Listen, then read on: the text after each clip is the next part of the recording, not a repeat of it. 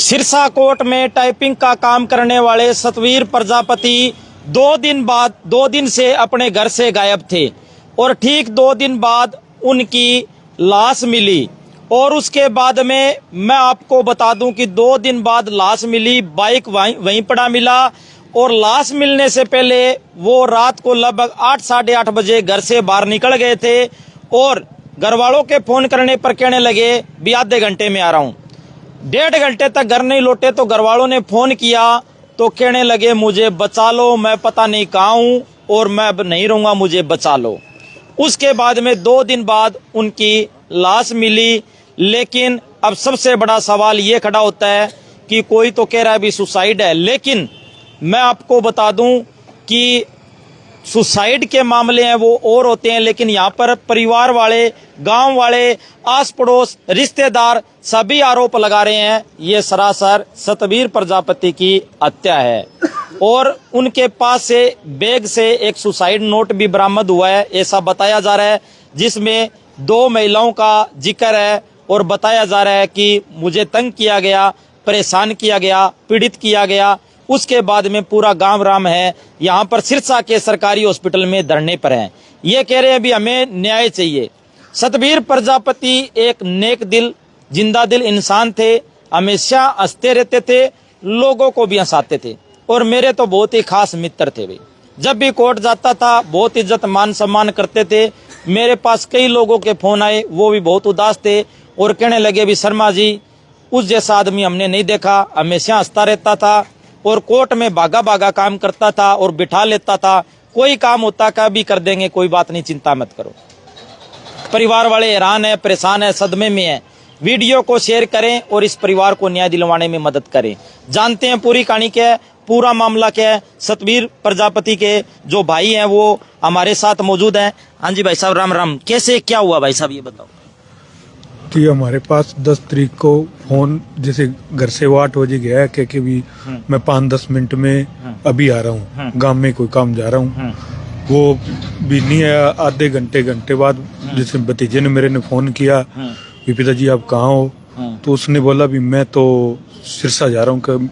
आप तो ये बोल के कहते भी मैं गांव में ही हूँ, कि नहीं मैं सिरसा में जा रहा हूँ, अभी आ जाता हूँ 5-10 मिनट। उसके आधे घंटे बाद में वो कॉल करता है, कहता है मेरे को बचा लो, मेरे को मार देंगे, ऐसे करके वो फोन पर काफी देर बात करता है। उसके बाद उसका फोन स्विच ऑफ हो जाता है। हम जाके थाने में भी रिपोर्ट कराते हैं, पर हमारा अभी तक कोई सलूशन हमें कुछ भी इंसाफ नहीं मिला है। हमारी प्रशासन से यही मांग है कि हमें इंसाफ मिले। नहीं, जो डेड बॉडी मिली है सतवीर की, तो कहाँ पर मिली है और उसके पास से डेड बॉडी अपने को उन्होंने लोकेशन, जैसे प्रशासन ने हमें लोकेशन दे दी, हमारे साथ कोई नहीं गया भी। हमें रात की 11:10 पता नहीं 20 मिनट की उन्होंने बताई थी हमें भी सावत खेड़ा, वो गांव में सावन खेड़ा, वहाँ पर उसकी लोकेशन बताई गई। हम वहाँ देखने भी गए दिन में, जैसे हमें कुछ नहीं मिला। और शाम को हमें किसी से पता चला भी डेड बॉडी वहाँ, हम वहाँ गए तो डेड बॉडी जैसे नॉर्मल थी। उसको भी वो नोट सुसाइड के लिए वो बोल रहे हैं, पर सुसाइड वाला नहीं है मामला, मर्डर किया गया है। उसको वहाँ मार के सोया गया है बाद में। जिस गांव में बॉडी मिली है, आपके गांव से उस गांव की दूरी कितनी है? लगभग 40-50 किलोमीटर।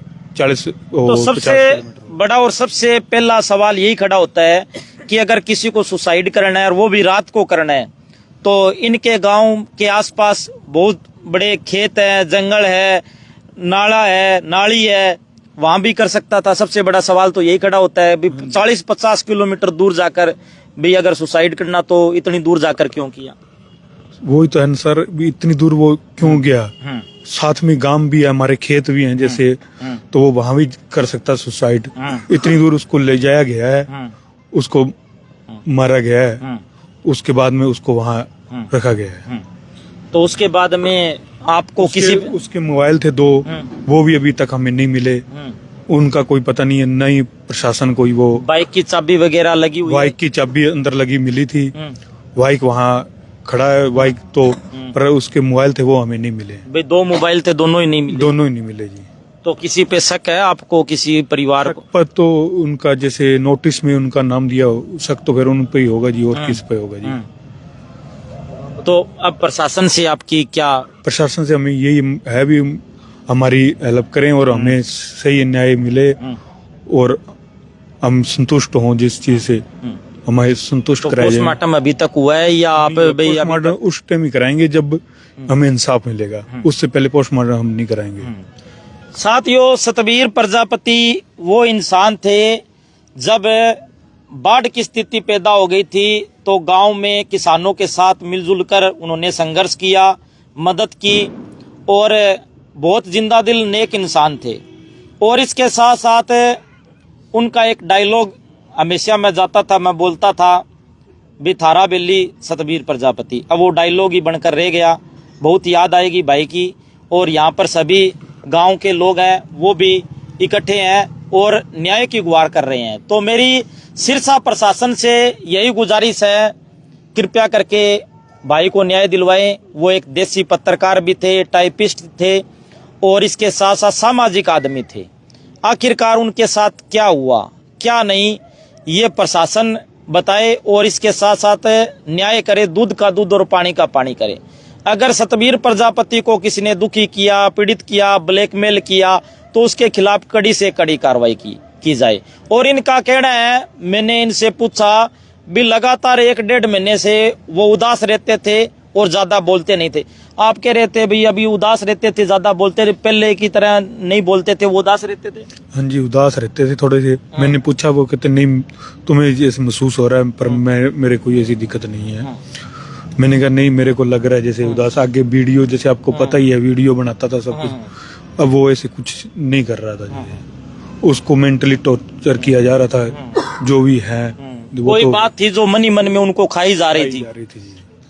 कोई बात तो थी जो मनी मन में उनको खाई जा रही थी। कोई न कोई तो बात थी, इसीलिए वो लगातार 1-1.5-2 महीने से परेशान थे। ना वीडियो बनाते थे, ना हंसते थे, ना किसी से ज्यादा बोलते थे। कोई न कोई बात थी। अब सबसे बड़ा सवाल यही खड़ा होता है, सतबीर प्रजापति को किसने ब्लैकमेल किया? सतबीर प्रजापति की मानसिक स्थिति का जिम्मेदार कौन है? सतबीर प्रजापति को किसने मरने पर मजबूर किया? अब सबसे बड़ा सवाल यही खड़ा होता है।